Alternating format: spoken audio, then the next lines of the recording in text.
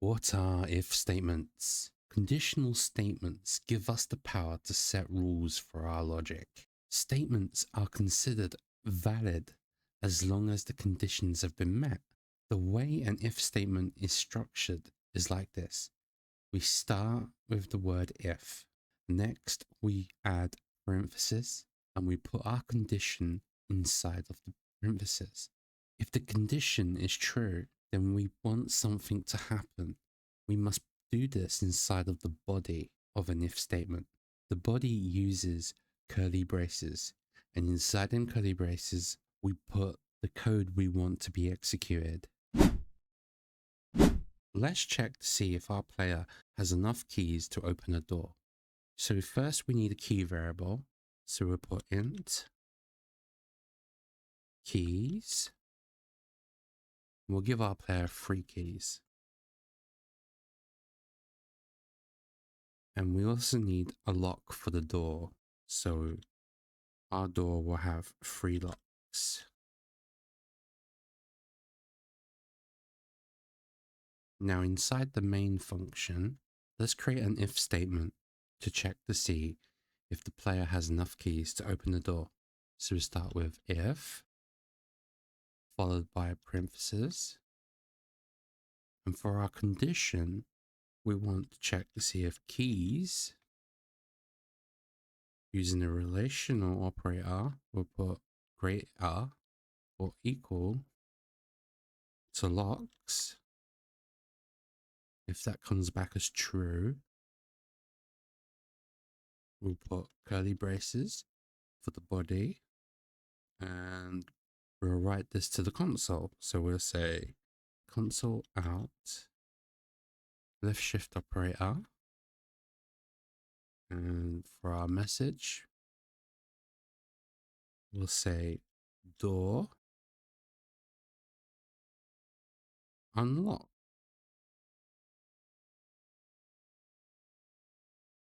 We put another left shift operator and we use an end line. Now run the program. The condition is true. A message is written to the console, but the player might have some of the keys, but not all of them. Let's write a message telling the player that they need to collect more keys and how many keys are needed. The else if statement allows us to set fallback condition in case the first condition was not met. Let's use a relational operator to see if we have more than 0, less than the needed amount of keys. So let's create an else if statement. Else if, inside parentheses, we'll put our condition, which will be if keys is greater than 0, and using a logical operator, we'll put and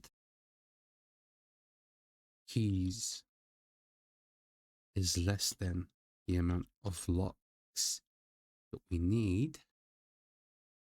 Then inside the body, we'll write to the console and say, this is how many keys you have left to find.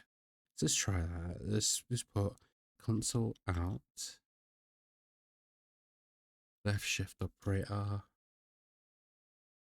We'll put you need little space, left shift operator, inside parenthesis, we'll do a little calculation. We'll say locks minus keys. That should give us how many keys we need. Left shift operator, we'll put a space and put more keys. And left shift operator, end line, terminator. Now, if we change the key value to equal, say we put our key to 1, we've got 1 key. We found 1 key in a level. So the first if statement should return false because keys is not greater than locks and it's not equal to locks.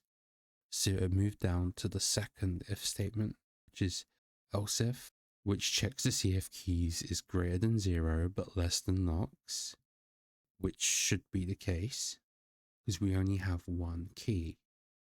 So let's run the program, and here it's telling you you need 2 more keys because you need 3 keys to open the door and we only have 1. But what if the player has no keys? That's where we can use an else statement. Else statements is a last resort. If all other conditions was false, it will execute the code inside of the else statement. Let's add an else statement to lock the door. Let's create an else statement.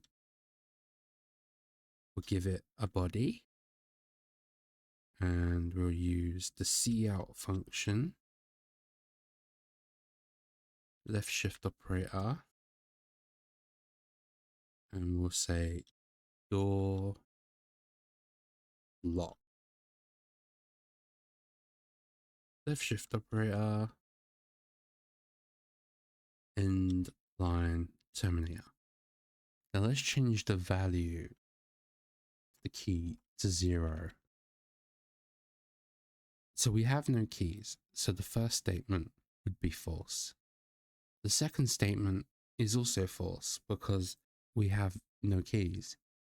So the else statement is the one that's executed and it's locked the door because there's no keys to open the locks. And as you can see, the door is locked. If statements can be nested inside of other if statements. Inside of the else statement, let's tell the player how many locks. Let's create another if statement. We'll say if. Inside our parentheses, we'll give our condition. If keys is less than or equal to 0.